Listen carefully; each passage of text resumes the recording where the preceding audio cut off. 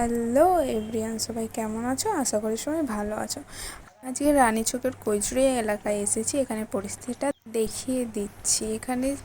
এখানে রাস্তায় এক হাঁটু করে জল, কারো বাড়িতেও জল ঢুকে গেছে, কারো বাড়িতে জল ঢুকবে ঢুকবে করছে। জল আরও বাড়ছে, আর পরের অবস্থা কি হবে কেউ বলতে পারছে না। জল বাড়ার ফলে এখানে যে মাটির বাড়িগুলো ছিল সেখানে জল লেগে বাড়ি হেলে গেছে, পড়ে যাওয়ার সম্ভাবনাটাই খুব বেশি। বাড়ি থেকে কেউ বেরোতে পারছে না, খুবই জল বাড়ছে, খুব শব্দে জল বাড়ছে, কি হবে কিছু বলা যাচ্ছে না।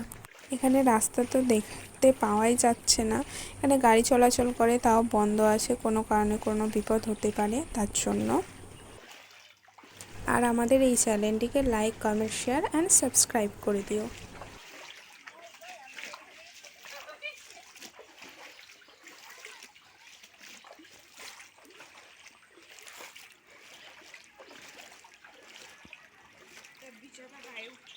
এখানের এই বাড়িটিতে দেখো হেলে গেছে, জল ঢুকে গেছে, পড়ে যাওয়ার সম্ভাবনা আছে। আর এই বাচ্চাটিকে দেখো বাড়ির ভিতর বসে আছে, কত সুন্দর। আমি ভিডিও করতে করতে তোমরা দেখো এখানে চারিদিকে জলে ভর্তি হয়েছে, এক মানুষের উপরে জল হয়ে গেছে। আমি কিভাবে যাব সেটাই ভাবছি। এখানে কোনো নৌকা বা কোনো কিছুরই কোনো ব্যবস্থা নেই। আর এখানে মানুষরা সব এই জলে স্নান করছে, বন্যার জলে স্নান করছে, তোমরা দেখতেই পাচ্ছ।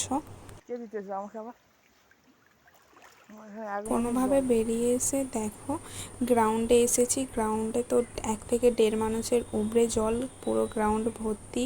সামনে স্কুল আছে, স্কুলও ডুবে গেছে। তোমরা দেখো মানে যে হারে জল বাড়ছে, পরিস্থিতি ভয়াবহ হয়ে উঠছে। কি হবে কিছু বলা যাচ্ছে না, পরিস্থিতি হাতের বাইরে চলে যাচ্ছে। এখানে দেখো কয়েকটা ধাপ বাকি আছে শুধু বাঁধে উঠতে।